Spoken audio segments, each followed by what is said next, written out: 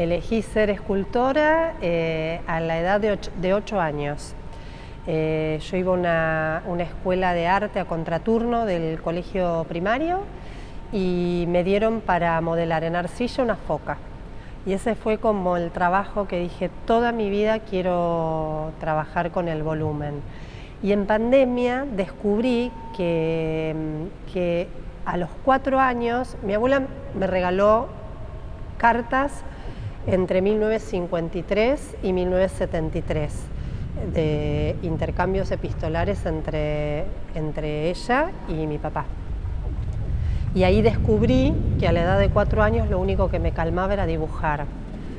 Y estoy dibujando estos últimos años y hay algo también que sucede, en realidad porque yo, para poder esculpir o para poder modelar, porque no es esculpir exactamente, uso mucho el dibujo. Para mí hay como una relación muy directa con el dibujo. Así que ese fue un descubrimiento como reciente que le agrega otro dato que desconocía acerca de cuál fue el momento en el que en realidad artista, ¿no? Más que escultora, pero se ve que era una necesidad ya de muy pequeña.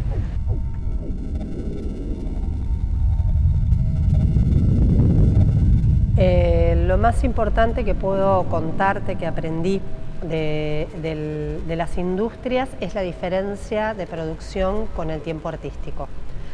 En las industrias el tiempo es dinero y toda la organización estricta de todo un sistema de producción, de la línea de producción, es muy difícil de poder como cortar, y la experimentación no es un elemento que se valore demasiado en la industria. Estamos hablando en las industrias con las cuales yo he colaborado o con las cuales trabajo, que tiene que ver la industria del cristal, la industria del ladrillo en producción automatizada, la industria metalúrgica, básicamente ese tipo de industrias, ¿no?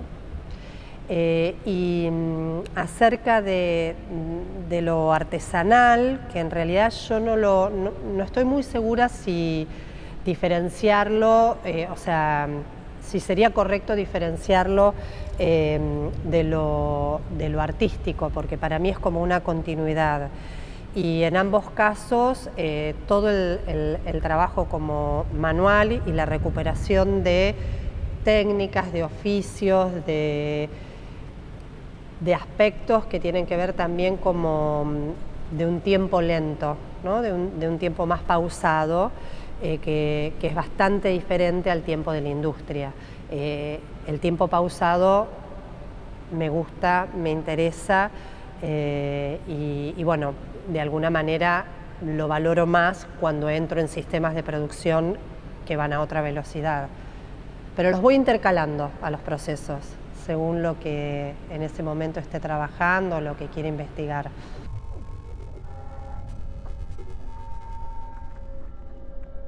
Mi relación con la industria del cristal en realidad arranca en 1997, cuando yo estaba haciendo un máster de diseño y biónica en Italia. Y estaba trabajando con insectos, ¿no? Con las estructuras y articulaciones de los insectos, y se me ocurrió modelar una pieza en masilla epoxi, en Parsec, y quise llevarla tal cual al cristal. Y entonces me fui a Murano, me tomé el tren, el Vaporetto, me fui a Murano y empecé a caminar por la isla y preguntando, llegué hasta Pino Signoretto, con quien establecí una relación de varios años, y lo que él hizo fue escalar, tomó un escalímetro y llevó esa pieza modelada en escala 1 en 1 al cristal. Ahí me fasciné, digamos, vi las posibilidades como infinitas del material. Luego, en el 2008, continué en Ohio, en una escuela de cristal, pero de manera más continua y con mayores posibilidades, porque no había transporte tan, digamos, tan lejanos de tener que transportar tantas piezas o en barco o en avión, retomo más intensamente a partir de la cristalería San Carlos en la provincia de Santa Fe. Esto es alrededor del 2009, 2010, a través del Museo Macro de Rosario, que tenía una residencia. Y a partir de ahí, generalmente, bueno, salvo estos últimos años, voy una vez por año a producir algún tipo de proyecto.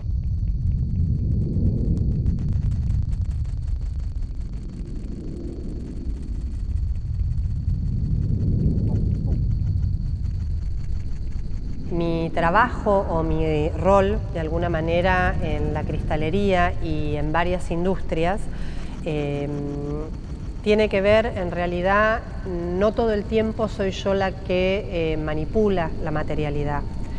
Por ahí hago pruebas, pero la mayor parte del tiempo son los artesanos o los obreros metalúrgicos, ponele, en el caso de la metalúrgica, quienes trabajan, pero yo superviso desde los bocetos, el recorte, la soldadura. No hay un momento de la producción en el cual yo no esté. No delego, porque en realidad, mientras que veo cómo se van construyendo o cómo se van soplando algunas formas, puedo como distinguir el momento en el que esa columna de aire hay que pararla porque ahí está la forma, ¿no? Y además, bueno, me interesa mucho ver ese proceso, estar presente, no delego ese momento, ese tiempo de producción. Me puedo quedar horas al lado de...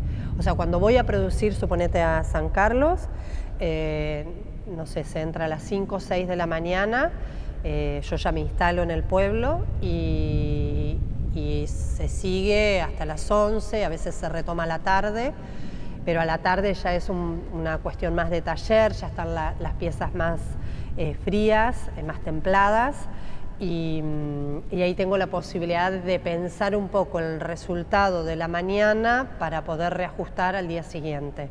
En general trabajo con 3 jornadas, 2 jornadas y media.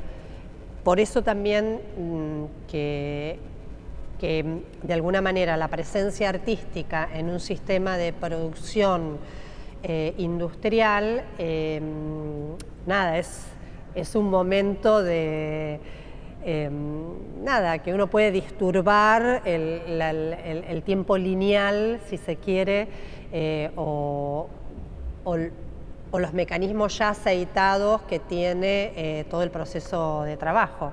Y en ese sentido uno entra generando una disrupción y además me encanta básicamente el intercambio con la gente. O sea, no es únicamente un intercambio de oficio, me encanta ver el puesto de trabajo, me encanta ver cómo lo ordenan, miro mucho la gestualidad de las manos en cada trabajo. Ponerle en la cristalería hay como una división de trabajo y ahí hay un aspecto donde las mujeres, y esto es como una vieja tradición en las industrias, hacen la tarea más meticulosa, más observadora, más calma, como nada, encontrar los errores, el embalaje, el pulido, los detalles, la mirada fina.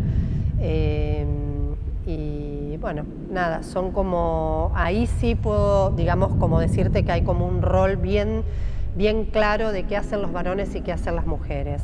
Y en cuanto a las mujeres sopladoras, no hay muchísimas, hay varios grupos en Italia y en España.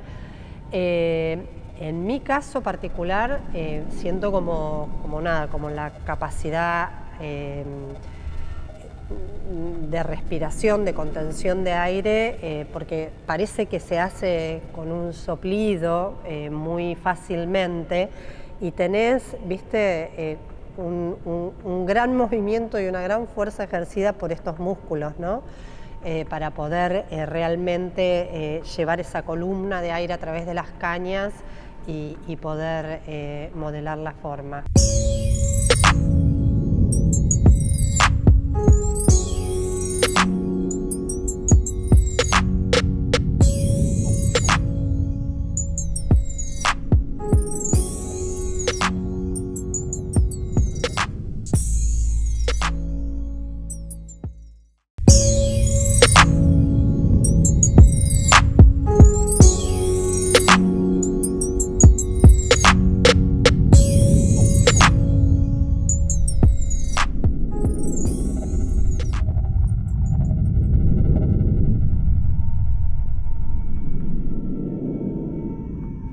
La observación a mí me enseña como ese mecanismo de construcción y puedo como entender hacia dónde va cada trabajo en particular. A veces los trabajos surgen de observar, nada más.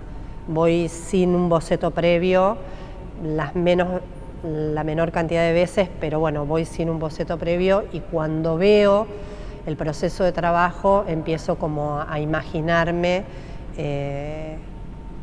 una obra, una instalación, nada, me sugiere imágenes, me activa pensamientos.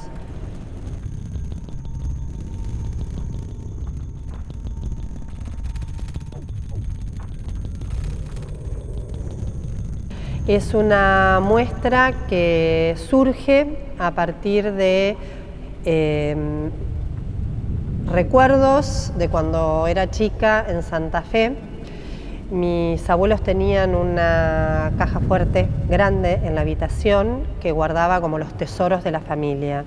Y los tesoros de la familia eran cartas, documentos de los antepasados italianos, bolitas, estampillas y monedas antiguas. Y medallas de Racing Club, porque mi abuelo era una persona muy activa en Racing Club. Y cuando Racing Club estaba en todos los pueblos, ¿no? O sea, como el Banco Nación. Tendría que decir Banco Provincia, pero no, ya está, eso lo borramos. Bueno, no. A partir de siempre, en la casa de mi abuela, la caja fuerte estaba al costado de la cama matrimonial y siempre me intrigaba qué valor superlativo tenían todos esos objetos, sobre todo las bolitas de porcelana, para tener ese lugar tan privilegiado, en una casa, ¿no? Y esas bolitas que eran de mi abuelo, luego pasaron a mi papá y en algún momento a mis hermanos. Y yo vivía en un barrio donde particularmente en la mitad de la cuadra había terreno de tierra bien apisonada donde eran las canchas de bolitas, ¿no? Y nada, íbamos, era una casa muy particular porque era un 2x2 de tierra y nosotros nos parábamos como en los pilares y teníamos como la doble visión, la del juego y la de la calle, ¿no? Y a mí me gustaba más la Payana, pero no era ese el territorio de la Payana, yo era mejor en la Payana. Pero mis hermanos, perdieron varias cantidades de estas bolitas famosas de porcelana en esas competencias, bolitas, figuritas, o sea. Y ahí lo que hice, que además lo inicié como un texto para involucrar a Jordana Blechmar y Natalia Fortuny, a quienes elegí para escribir acerca de esta muestra, lo que hice fue como, de alguna manera, hacer memoria, no solamente en mi vida en Santa Fe y en esa caja fuerte, sino en todas las personas que nos juntábamos para jugar en una cuadra. Y escribí ese relato y fui como nombrando a cada uno con sus características y sus funciones y sus roles en el juego. Quiénes jugaban, quiénes no jugaban, quiénes nos los dejaban salir. todo con la excusa de la bolita. Al punto tal que le llevé el cuento al dueño de casa, que no me reconoció. Yo le digo, hasta que no me reconozcas no te voy a decir quién soy. Le digo, pero yo venía a jugar a las bolitas acá. Y me pareció que las bolitas, que además, bueno, simultáneamente viajé a 600 kilómetros de acá, San Jorge, provincia de Santa Fe, a conocer la última fábrica de bolitas que queda prácticamente en Sudamérica, que es una fábrica que se inicia en el año 53, que se llama Tinca. Tinca es tincar, ¿no? Quemar la bolita. Que está dirigida por 3 mujeres, las hijas del dueño original, y cuando veo el sistema de producción de esas bolitas, era una fábrica de meteoritos. Nada, empiezo como a elucubrar por dónde quería que venga toda esta muestra, porque ese aspecto como de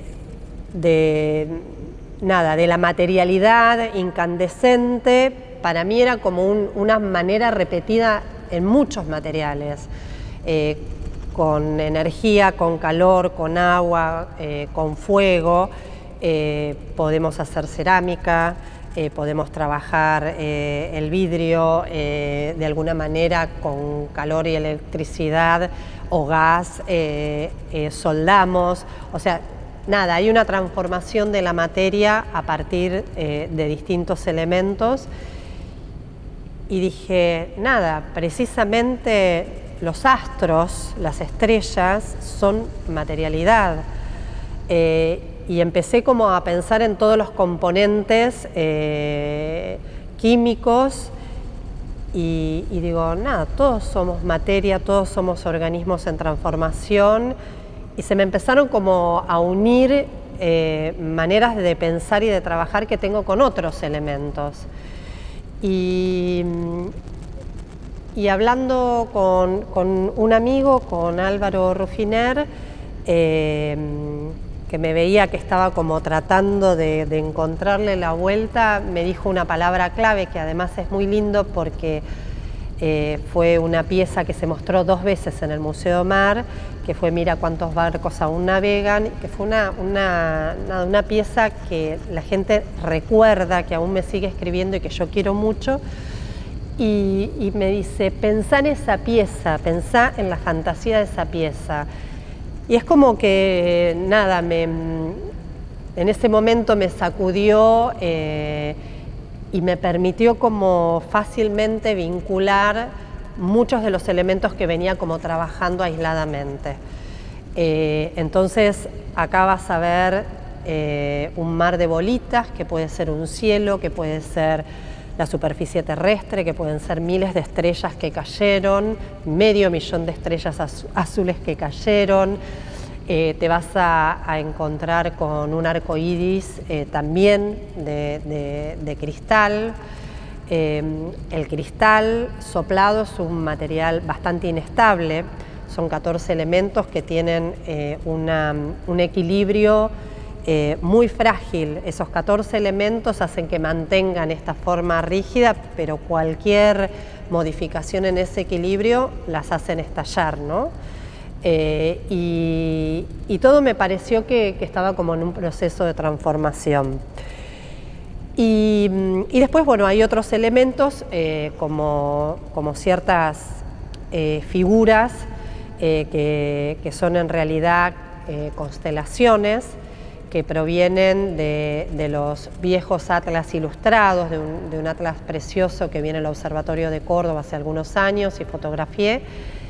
Y me encantó porque en realidad la abstracción de la disposición de las estrellas, cuando vos mirás el cielo y te dicen, bueno, mirá, acá está la constelación de Virgo, acá está la constelación de Libra, uno ve puntos en el espacio, ¿no? Esferas brillantes en el espacio, y cuesta como darle figura, y me parecen maravillosos los atlas cuando te acercan a esa imagen, quizás convencional de cada constelación, pero me gustó como ponerlo en juego.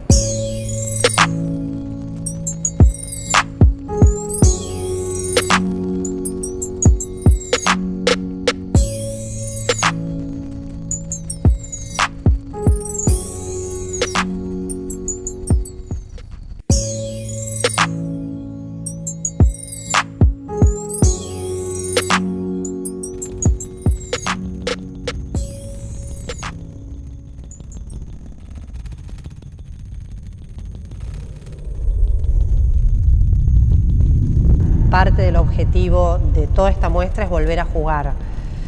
Y volver a jugar con un elemento que es muy económico, que se puede hacer en cualquier lugar. Es más, construir un OPI portable para que uno tenga en el bolsillo y pueda, digamos, salir a jugar en cualquier lado. Pero una cosa que agregué en esta muestra, en relación a esta cuestión también de enseñar, de la didáctica que puede tener algún aspecto del arte, fue abrí un poco la caja de los archivos o de los tesoros o de aquellas cuestiones que no sé si es exactamente sí, cuestiones que me emocionaron o que me inspiraron.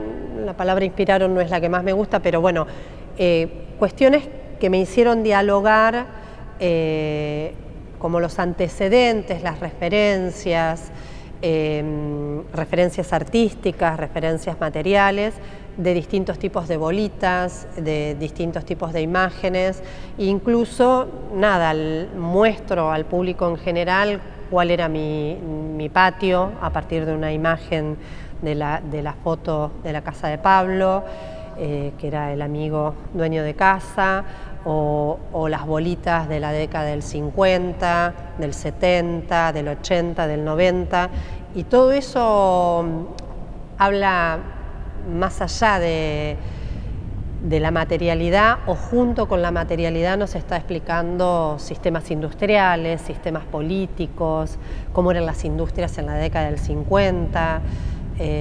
Bueno, para mí hay como muchas capas que uno puede tomar como lo fantasioso, como una primera imagen, porque hay el brillo que siempre atrae, el color que siempre atrae, pero también están incluidas otras miradas.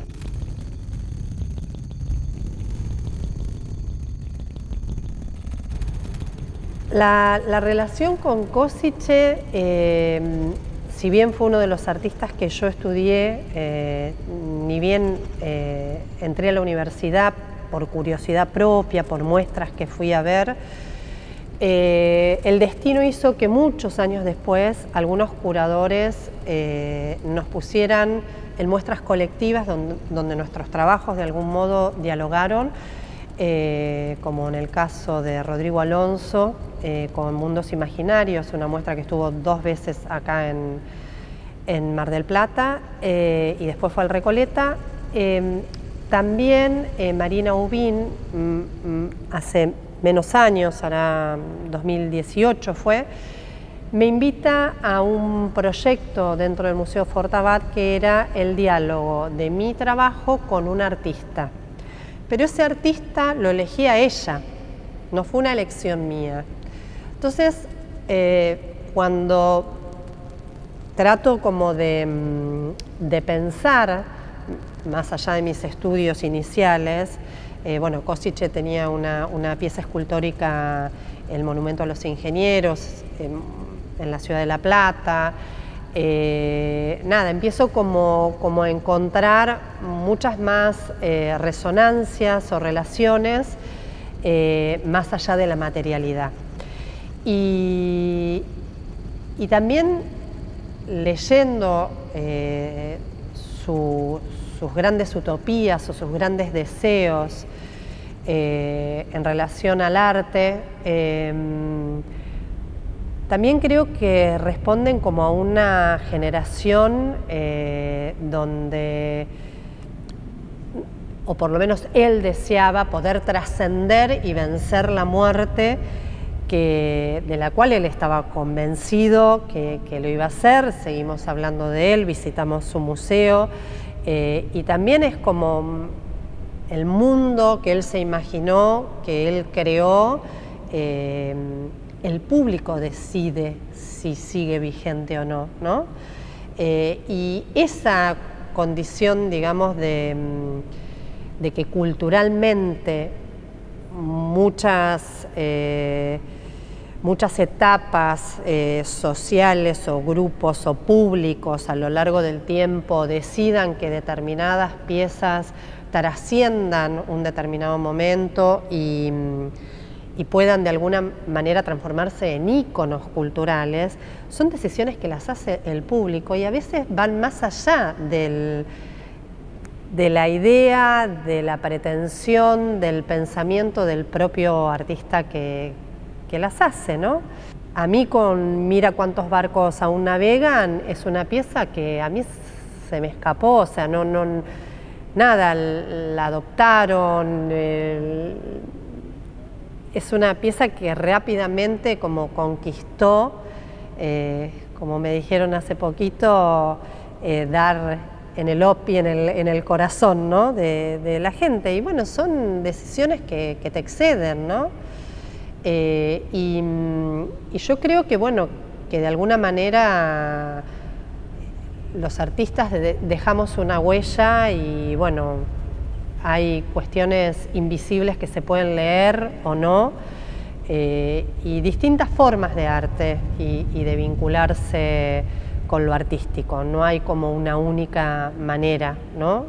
Sí considero que cuanto uno más cerca esté o atraviese, digamos, la experiencia artística con actividades educativas, o que uno lea, o que se pregunte, o que se deje de alguna manera impactar por las muestras, nada, es una experiencia diferente.